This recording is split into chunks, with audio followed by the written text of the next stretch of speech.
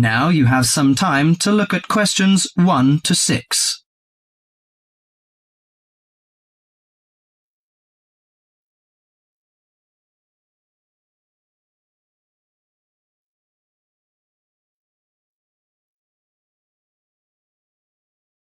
Listen to the conversation and answer questions 1 to 6. Good morning, Country Comfort Albury. Oh, hi. I'd like some information, please. I'd like to find a double room to stay for the weekend. What kind of rooms do you have? Well, we provide a variety range of accommodation depending upon your likes. The guest house room costs $45 per night. It provides air conditioning and shower, and a waterfront room costs $80 per night. It has got its own balcony overlooking the foreshore of the lake. We've got a kid. How do you charge for children? Extra bedding is available if you require that. If the kid is aged 12 and below, the cost is $10 per night for the guest house room and $15 for the waterfront room. Do you have a swimming pool, tennis court or something like that? Yes, we've got a swimming pool which is free for all the guests. But the tennis court charges $8 each hour, including the rent of rackets. How about other facilities? We provide free off-street car parking and internet access. We also installed in-house movies, but that costs $4 per hour. Oh, we don't think we need that. Because of the kid, you know. We don't want him to see movies on the weekend. Well, we also offer ironing equipment in the room. That's useful, I think.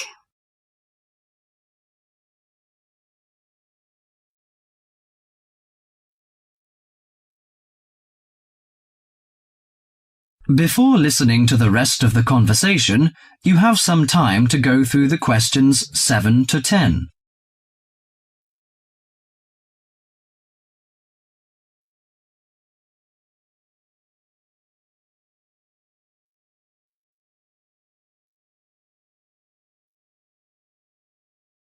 Now listen to the last part of the conversation and answer questions 7 to 10. Great! Could you tell me the address? How do we get there? Yes, it's Country Comfort Albury, Albury, at 648 Dean Street, New South Wales. 648 Dean Street, Dean, is that right? Yes. Well, I wonder what activities are available there in this season. You know, we want to have an indulgent weekend in the boring winter. Oh, you'll not get bored here. You know, Albury is the perfect base for alpine skiing. Besides that, winter's frosty alpine air encourages walks through mist-laden valleys. You can walk alongside rushing streams and waterfalls. After returning to the warm and comfortable lounge, you can sit by the open fire. I think this is the ideal time of year to nourish your body at the Salus Spa. The idea of skiing doesn't appeal to me very much, but it sounds good to have a relaxing walk through the valleys. Maybe after that, I'll have a massage and some soaking in the spa. And you know, this hotel is perfectly located in a quiet position off the main highway in central Albury. It's within walking distance of licensed clubs, restaurants, shops, and the central business district. It's known for its excellent cuisine and warm Australian hospitality. Good. It's a good idea to taste the tasty dishes in one of the restaurants. My wife may be interested in shopping. She's always keen on that. I think I'll contact you later. Thank you very much.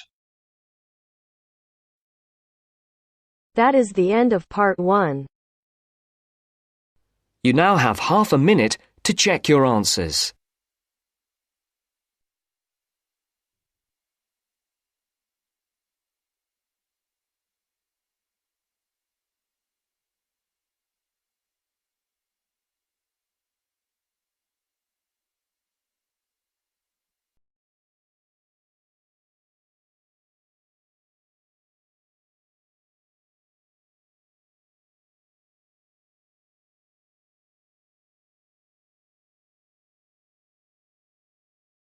That is the end of part 1.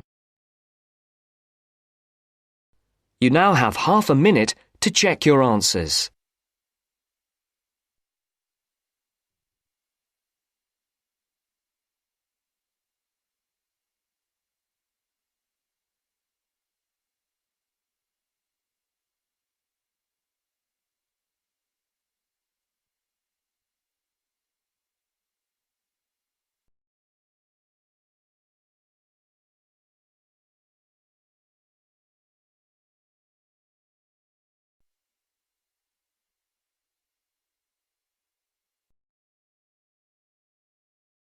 Now turns to part 2.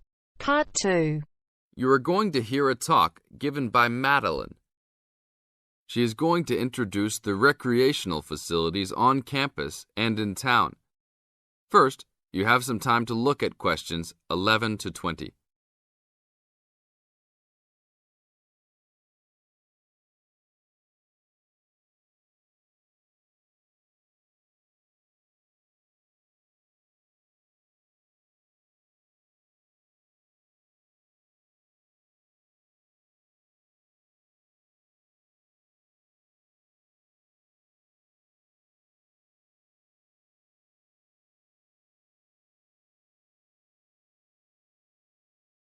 As you listen to the talk, answer questions 11 to 20.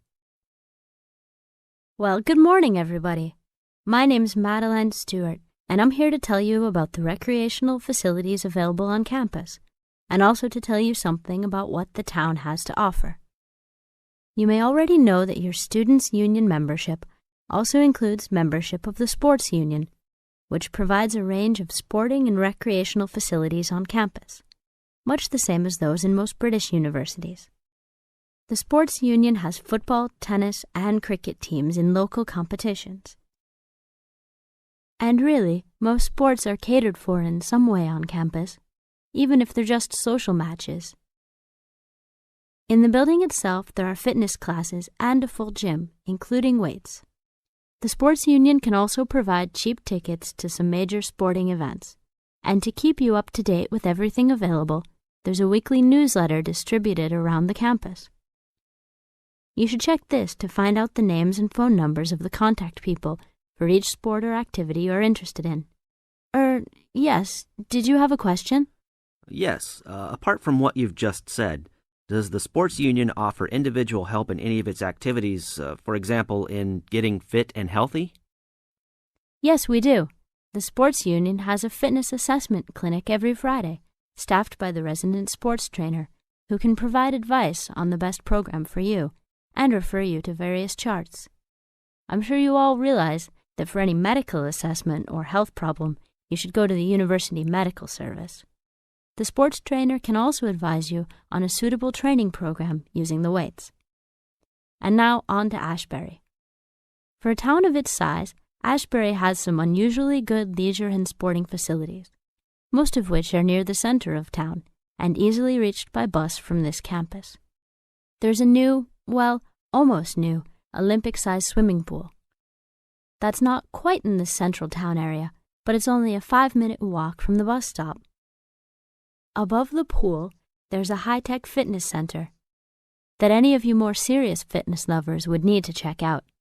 Then, in the center of town, there's a sporting complex called the Anderson Center, which contains squash courts and facilities for a number of other indoor sports, such as basketball.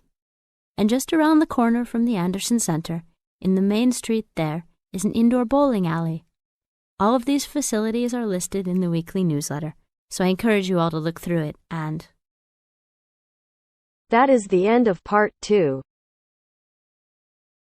You now have half a minute to check your answers.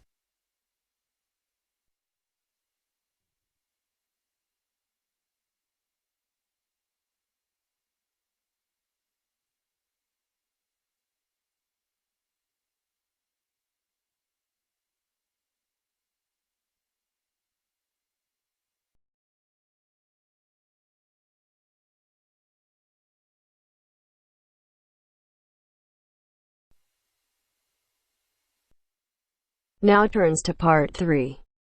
Part 3. You hear a club leader giving information to a group of young people who are planning to do a 2-week holiday course at the Tamerton Centre. First, you have some time to look at questions 21 to 25.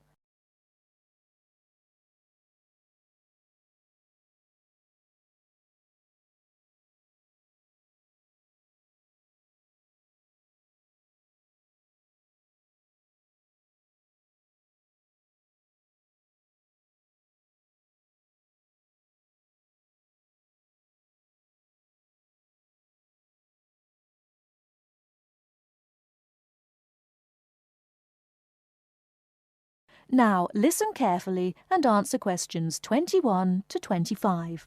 Hello, everyone. I've been asked to talk to you this afternoon about next month's trip to Tamerton Study Center for the 2-week course. Now, some of the things I'm going to say you may have already heard or read about, but I think it's important to emphasize a few key points. First of all, it's worth reminding you why Tamerton was set up in the first place, in the late 1960s. That was really before all the concern with preserving the environment, which everyone talks about these days. The idea was simply to get people out of the cities and into the country, and to find out that just being outdoors can be very rewarding. This is not going to be a holiday in the usual sense. It's called an adventure course because you'll really be stretched to your limits, but that in itself can be a positive thing. The group I took last year, for example, said that although they actually felt pretty weak and exhausted all the time, it really made them learn a lot about themselves and increased their confidence. And in the end, that's the most important thing. Now, all of you knew about policies at Tamerton before you signed up for it, so you know that in many ways it's quite old-fashioned. You don't have a lot of choice in what you do. But something which I think makes the place so special is that you get to try so many different things every day. For instance, one day you'll do climbing, and the next you'll be surveying rock pools. It's not intended that you become an expert in any of them. It's more like a taster, which you can follow up if you want. And there isn't a lot of free time. Organized activities and talks, etc., go on until 9 p.m., and lights go out at 11 p.m. There are table tennis tables with all the equipment and board games, though I have to say the pieces often go missing, so it's a good idea to take your own.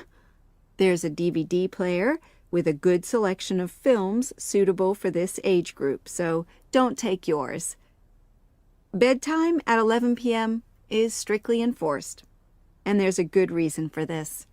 You're all under 18, and we organizers need to know that all group members are accounted for in the house as we close for the night. And of course, you'll be so exhausted anyway that you'll be too sleepy to want to cause any trouble. Before you hear the rest of the talk, you have some time to look at questions 26 to 30.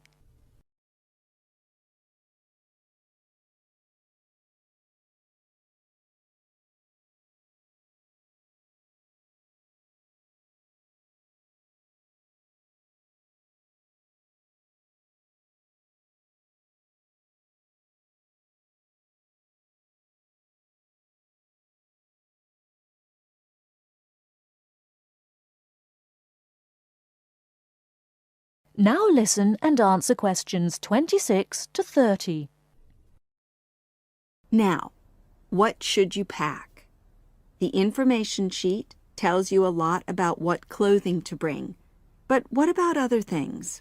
Well, Tamerton House has its own small shop, but anything there is several miles away, so you won't have many opportunities for buying supplies.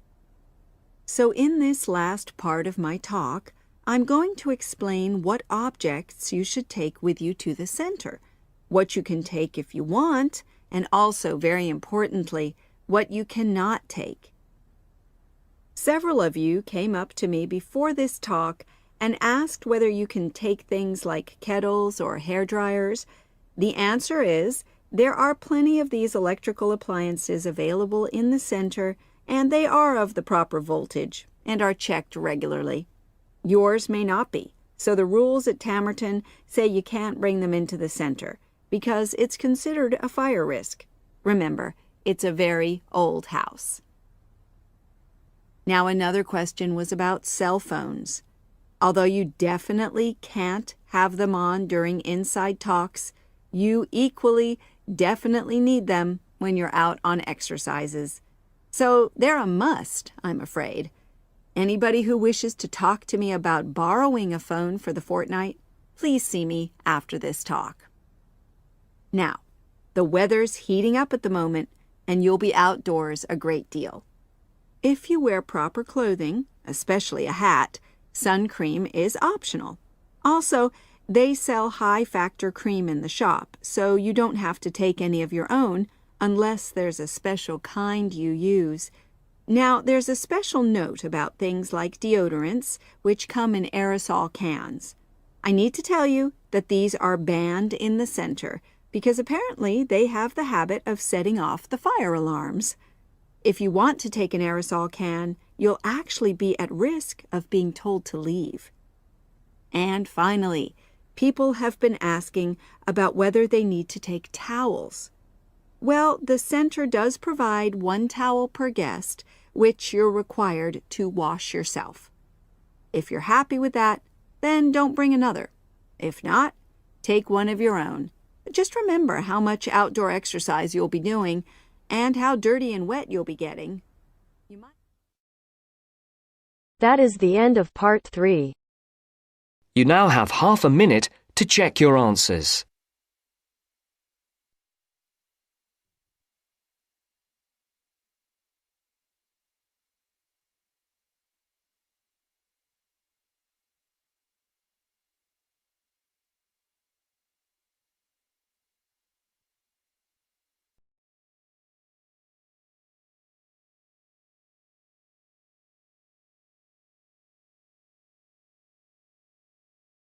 Now turns to part 4.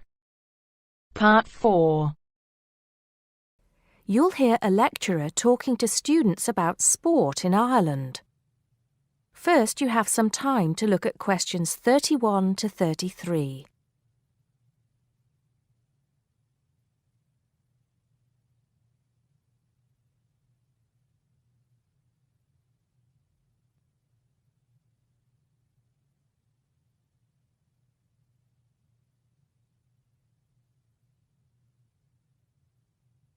Now listen carefully and answer questions 31 to 33.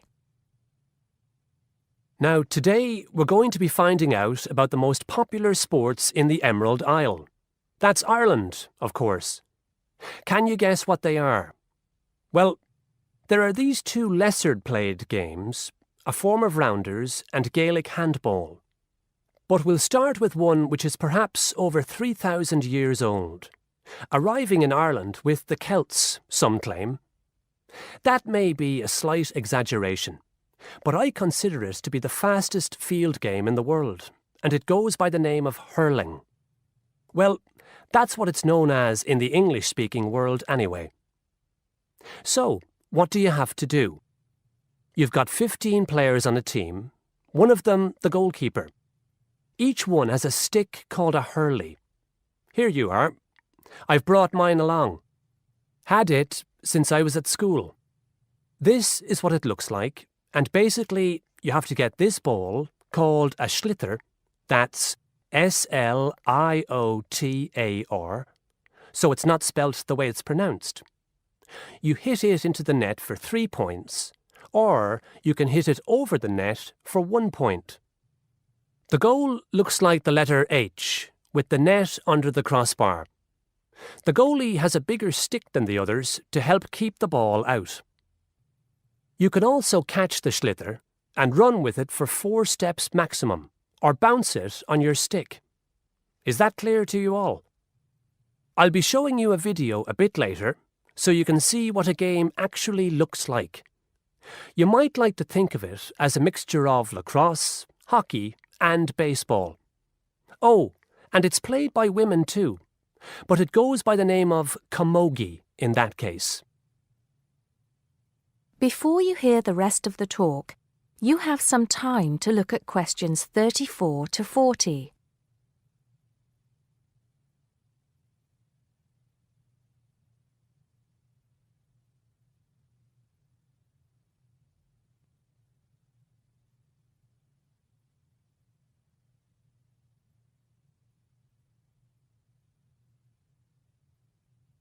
Now listen and answer questions 34 to 40.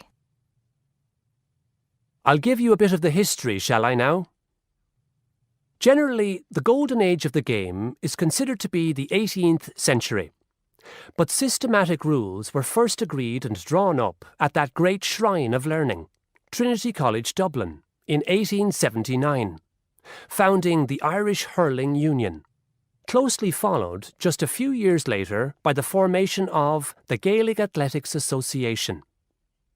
With greater organisation last century, the All-Ireland Hurling Championship got off to a flying start, and I'm proud to say that my own native city of Cork has won more than 20 titles over the years. But then, so have Kilkenny and Tipperary. Is it only played in Ireland? No. Well, it is the only country with a national team at the moment, but you may be surprised to discover there are hurling clubs in London, as well as in America and Argentina, to name just a few. The other game I'd like to take a little time to introduce you to is Gaelic football, which is played on the same pitch as hurling with the same number of players, but there's no net. You just have to get the ball over your opponent's goalposts, and you can do that by kicking or punching the ball. However, you're not supposed to do that to the players, I might add. Imagine it as a combination of soccer and basketball. But in my opinion, it's a more exciting spectacle than either of those. Excuse my bias, if you will. It's also very popular with women. In fact, there are more women's teams than for any other sport. Whether despite or because of the physical contact involved, I wouldn't like to say. They do play a shorter game, 60 minutes, rather than the men's 70. So, let's have a look. If we can have the lights down, I'll see if I can get this technology to work. That is the end of part 4. You now have half a minute to check your answers.